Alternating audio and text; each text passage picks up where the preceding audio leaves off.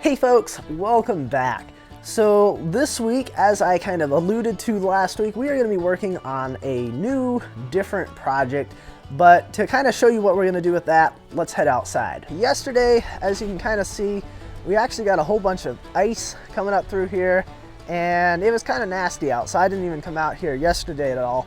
But I think it's still going to be pretty slick up on the mountain because we never even got rid of all the snow from up there from the last time. So I don't want to mess with doing any logs, but what we're going to work on today is over here behind me is the remains of a very old barn that was actually at one time a really nice barn that was pretty decent size. I think it was probably around like 90 feet long by maybe 40 feet wide, something like that. So, you know, it would have been a decent barn, and they actually used it for drying tobacco in because this farm back, I think maybe in the 70s, was one of 3 farms in this county that was allowed to grow tobacco.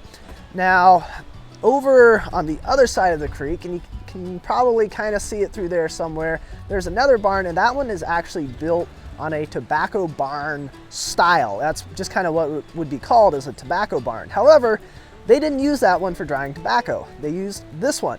For whatever reason, I don't really know, no one seems to know either, other than they grew the tobacco down in this area and this barn was really close. But what they used the tobacco barn, maybe they did use it for that originally, no one really seems to know. However, due to a couple big windstorms that came through and years of neglect, this barn is obviously no more. So every day that I come down here to the mill house, I'm driving right by it, and it kind of bothers me having it there. I want to get it cleaned up, get it out of there, because I'm sure there's all sorts of critters living in there, and probably some that I really would rather not have there.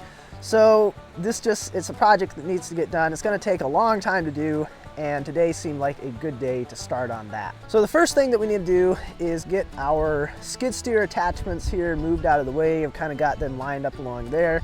Then also there's a big pile of metal roofing that came off from that barn that kind of, some of it's blown over and it just has gotten piled up over there. And then also there's the remains of an old fence that came along here, because that fence that is running back there used to be up here further, and it connected from our corner post over here, came right in front of the mill house, and then connected over to about where the power line pole is behind me. So it was probably about maybe 15 or 20 feet in front of where the mill house is. So obviously I had to bump that fence back, but this one over here just kind of got left there because it wasn't in the way.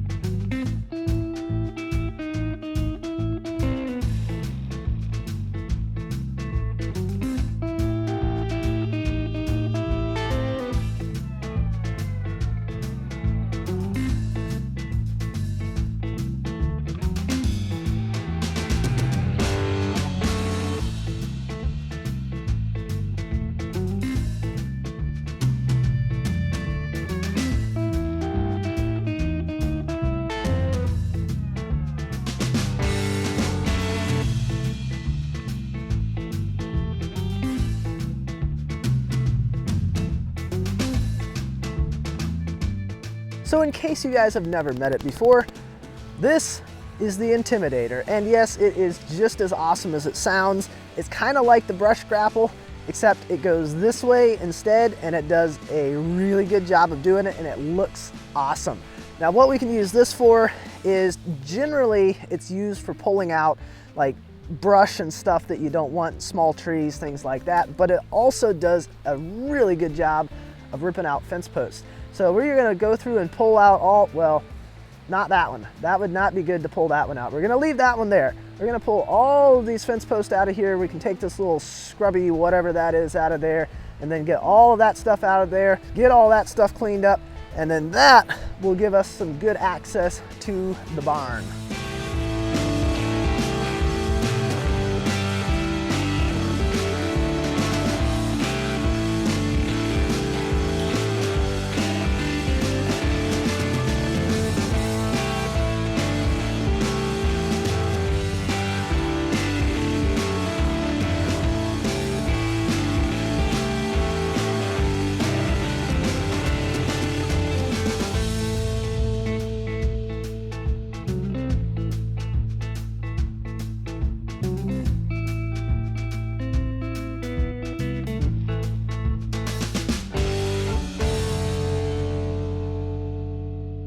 Man, it is looking better over here already. So this is where our fence line was, right through there. I just cleared out a whole bunch of blackberry brambles out of that area. Got those all piled up over here. The Intimidator does a great job of pulling those out too, because you can just, with the teeth in there, you can just come up to real small stuff like that and just grab it and rip it right out. It's awesome. I love it. So the next thing to do is we are going to switch out to the forks with the grapple on it, and we can get this stuff out. This is the brush that was over here near the post. To get the brush, to get those fence posts, get those moved out of the way. We'll throw those over with all that metal roofing, get that moved out of here. And then I think we can start doing a little bit of disassembly on, or clean up whatever it is on the old barn over here.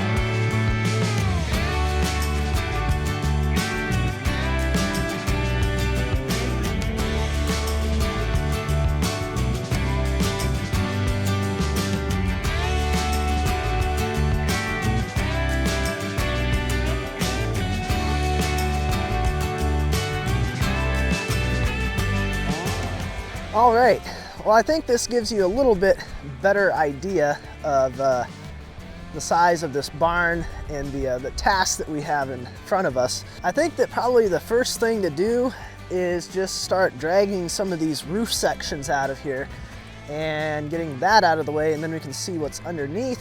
And I think this is going to be the hardest stuff to work with anyways, because we've got all these panels, and if there's any ones that are sort of good, I may try setting them aside and reusing them for really little inconsequential projects, but we'll see how that goes.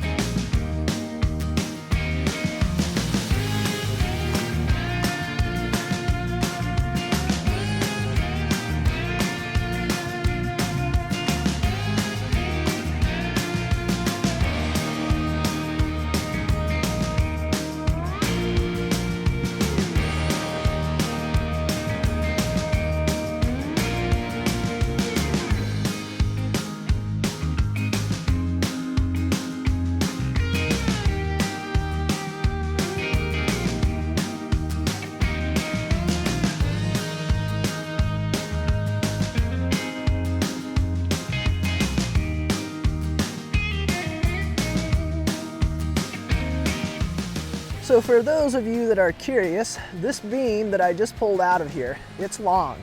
It is over 30 feet long.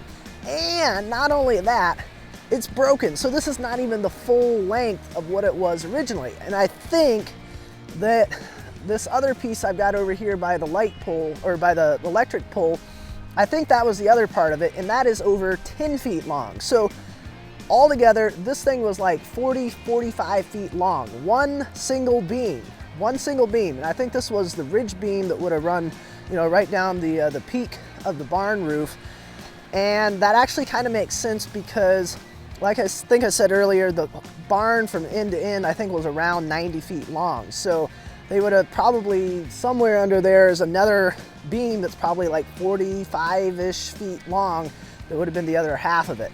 It's crazy to think about that they had one single piece of wood that big. And also, of course, this is hand hewn because you couldn't get something that big. Even today, in order to get something that big, it would have to be like an Alaskan sawmill where you're using a chainsaw where you can just go for a really long span like this, because I mean, even my mill, you can only go up to like 23 feet long, so that's only half of what this thing is. Then for like your siding boards and stuff like that, maybe some of the smaller dimensional stuff, then they would have gotten that from a sawmill, because it would have been far faster, you know, to have them saw it up, get it from there, and then just hand hew these really large, really long beams.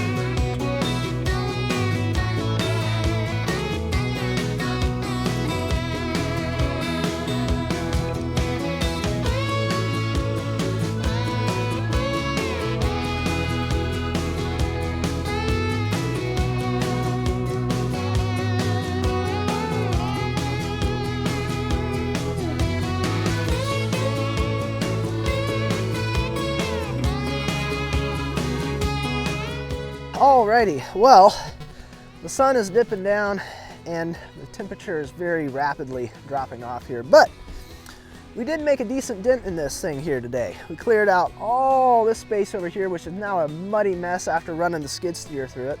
And we got some of this roof cleared out of here that had fallen down, moved a few beams out of here. Now I can already hear some of you guys saying, are you gonna be saving all this wood and reusing it?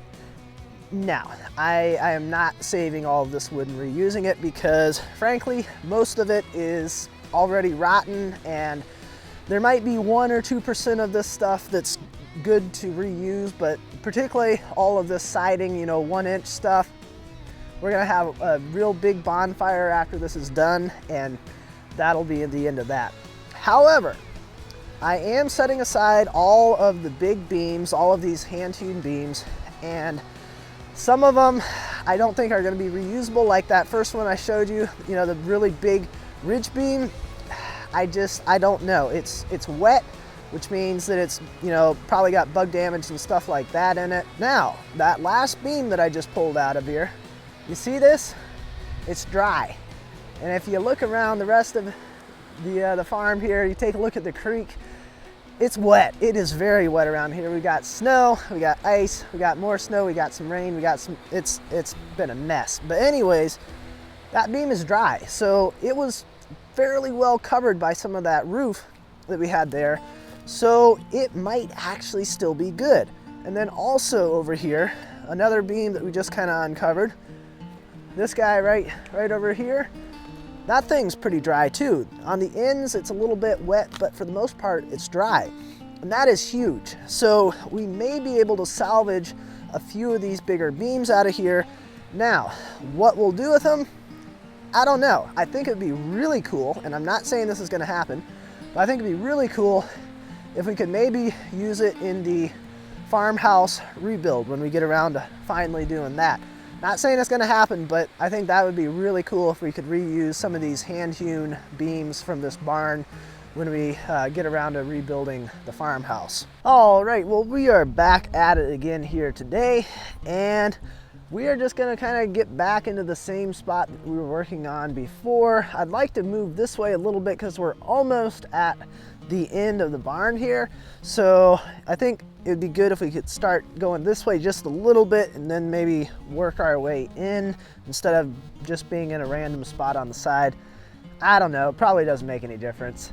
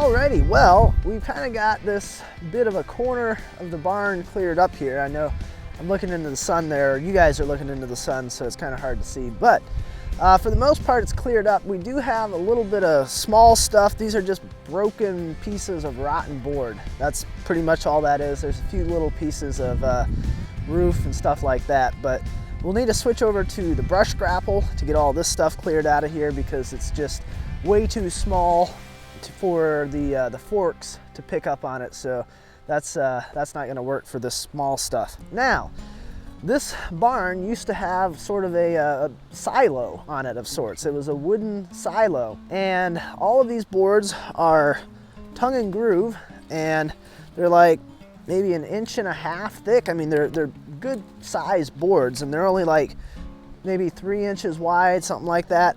And then there's about 10 or 12 of these bands that went around it to hold everything in place. So this is going to be kind of interesting trying to get this stuff cleared out of here because you got the boards, but then you've also got these bands that are going around everything to kind of hold it together. So this is going to be the next part that we're going to try working on, but it's going to be kind of tricky.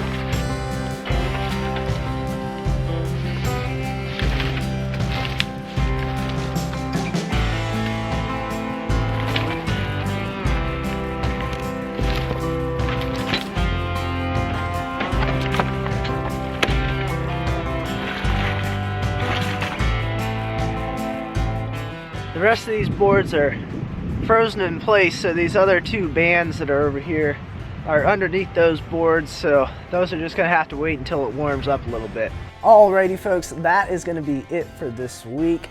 Next week we'll just be kind of continuing on with this barn teardown cleanup stuff. I think once we kind of get into it a little bit more, it should be easier to really start ripping into it. But right here at the beginning, because we're trying to save some of this stuff, kind of like the silo parts and stuff like that, get that moved out of there. It's taken a little bit more time, but I think it should pick up pace once we really get going here. So that is going to be it for this week's video. As always, I appreciate you guys watching, and I will see you next time.